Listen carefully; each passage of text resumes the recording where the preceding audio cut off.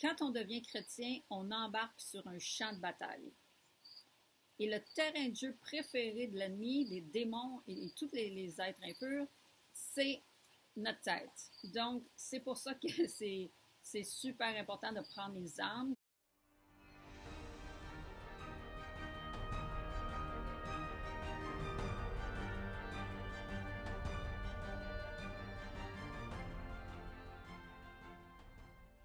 Aujourd'hui, on va voir ensemble le bouclier de la foi. Pour moi, je pense vraiment que prendre le bouclier de la foi, c'est le plus grand défi dans toutes les armes de Dieu.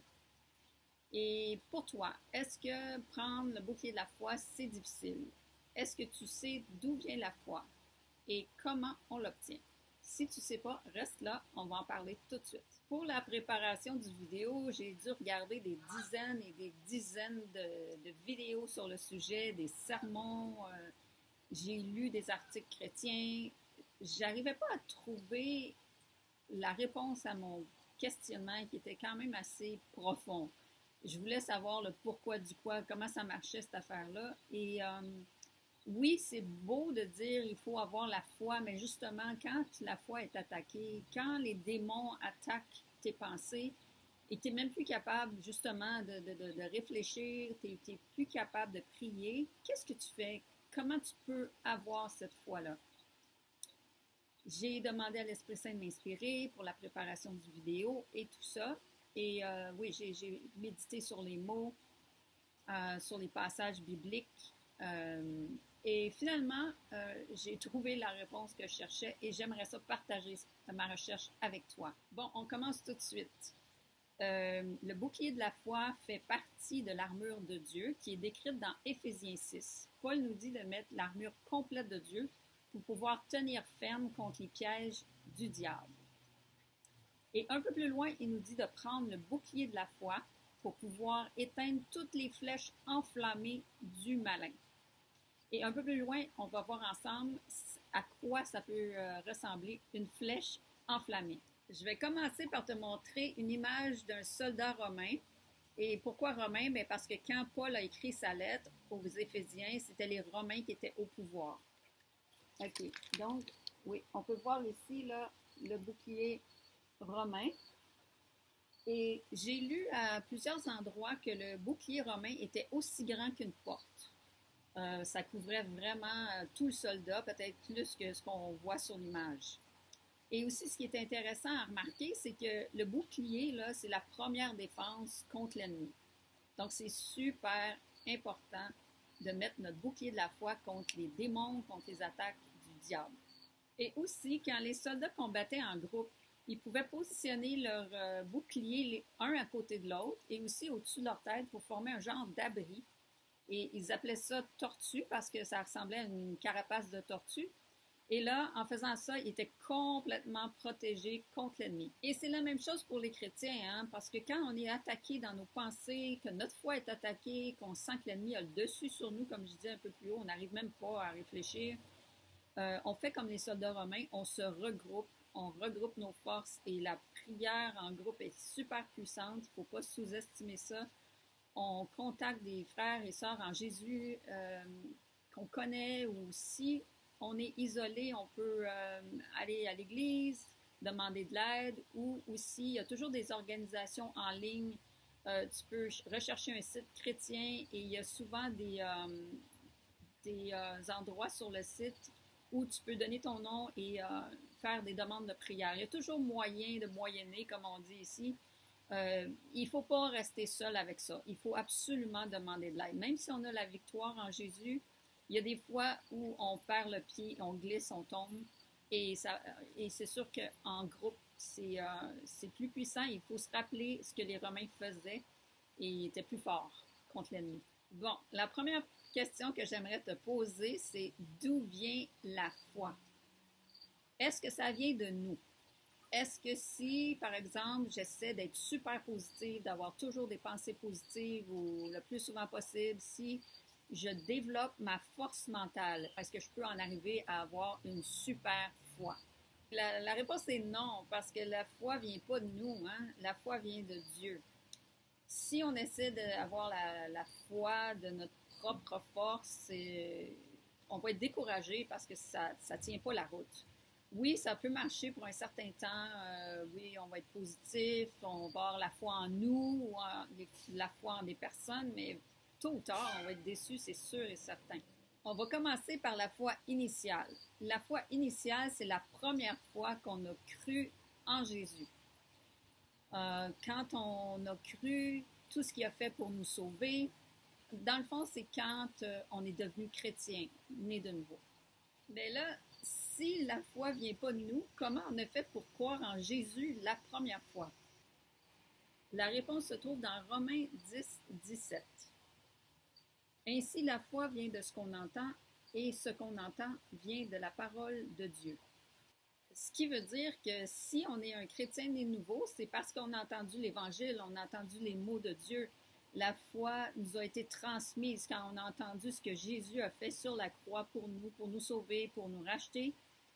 Tout ça, on l'a entendu et c'est comme ça que Dieu nous a transmis la foi. Et maintenant, là, qu'on est un chrétien né de nouveau, ça veut dire avec l'Esprit Saint en nous, Dieu met à notre disposition des armes. Et ces armes-là, là, c'est pour tenir ferme contre les démons qui viennent nous attaquer, Satan et tous les êtres impurs. Et j'aimerais prendre 2-3 secondes ici pour te demander, est-ce que tu connais Jésus personnellement? Est-ce que tu lui as demandé d'être dans ta vie? Est-ce que tu es né de nouveau? Si ce que je te demande, c'est pas clair pour toi, tu n'es pas certain, certaine, je t'invite à aller voir mes 2 premières vidéos que j'ai fait. Le premier, c'était qu'est-ce qu'un chrétien né de nouveau et le deuxième, comment et pourquoi l'être. Quand on devient chrétien, on embarque sur un champ de bataille. Et le terrain de jeu préféré de l'ennemi, des démons et tous les êtres impurs, c'est notre tête. Donc, c'est pour ça que c'est super important de prendre les armes. Bon, maintenant, on sait que Dieu est la source de la foi et la Bible nous dit aussi que Jésus mène notre foi à la perfection. Donc, c'est tout fait par Dieu. Rien de nous, là, jusqu'ici. Un soir, en conduisant, je méditais sur le bouclier de la foi et comment on le prend. Et j'essayais de trouver une façon facile, simple de l'expliquer pour la vidéo. Et j'avais trop d'informations dans la tête, j'arrivais pas à faire le tri et tout ça. Et gracieusement, l'Esprit Saint m'a inspiré les 3C comme ça, instantanément. Et je vais partager ça avec toi, ça va me faire plaisir. Croire en ses promesses, choisir la foi sur la peur, connaître Dieu. Bon, je vais donner un exemple pour croire en ses promesses. Supposons qu'on a fait quelque chose de mal et on sait, on en est super conscient, il n'y a pas de discussion là-dessus. Et là, l'ennemi s'en vient et commence à attaquer nos pensées. Et ça peut ressembler à ça. Qu'est-ce que tu as fait là? Tu penses que tu es chrétien puis tu n'es même pas capable d'agir comme il faut. Qu'est-ce que les autres vont penser de toi? Ah, Dieu est sûrement fâché contre toi, tu n'es même pas digne de Dieu. Bref, on a des pensées qui ne s'éteignent pas. Ça consomme toute notre énergie, notre foi, etc. Et je parlais tantôt là, de flèches enflammées, mais ça, c'en est un bel exemple. Et aussi, l'ennemi est quand même assez facile à reconnaître parce qu'il arrive toujours avec des accusations, des condamnations, de la honte. Et quand on a honte, on a tendance à s'éloigner de Dieu, comme pour se cacher, si on veut, inconsciemment. Mais c'est pas bon de faire ça. Il faut, au contraire, se tourner vers Dieu. Donc, pour cet exemple-là et pour toutes les fois où on se fait attaquer, une bonne façon de prendre le bouclier de la foi, on se réfère au premier C, croire aux promesses de Dieu que Dieu a faites. Donc, se les rappeler. Et je vais mettre une promesse à l'écran et on revient après. Si on reconnaît nos péchés, Dieu est fidèle et juste. Il nous pardonnera nos péchés et nous purifiera de tout le mal que nous avons commis. Donc, on a simplement à se rappeler les promesses de Dieu, y croire, et tout à coup, la flèche enflammée de l'ennemi va s'éteindre. Et si l'ennemi persiste, il continue à lancer des flèches, bien, on prend le bouclier et c'est comme ça qu'on va arriver à tenir ferme devant l'ennemi, devant les démons. Et rapidement, un autre exemple, supposons tu as perdu ton emploi, tu as de la difficulté avec ton budget à arriver, et là, la peur grandit, tes doutes se multiplient, l'ennemi t'attaque et finalement, rien ne va. Prends ton bouclier de la foi. Rappelle-toi les promesses que Dieu a faites.